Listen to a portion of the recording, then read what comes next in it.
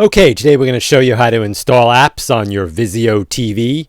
If you stay with us here after we quickly show you how to install an app, we will then show you a bunch of apps that you might want to install and check out. There's actually more than one way to install apps on your Vizio TV.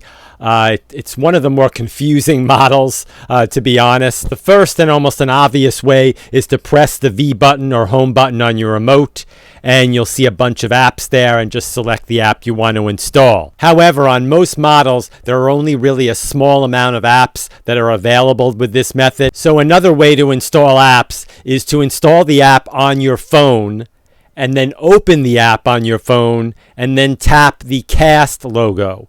And that basically sends the app to your TV. Before we show you some apps you might want to install, one final way you can get apps is by plugging a Fire Stick or a Roku into the back of your TV. Okay, now we're going to show you a bunch of apps that we think you should check out. The first one is LowCast, which if you want to get local channels on your TV and you don't want to set up an antenna, check out this app.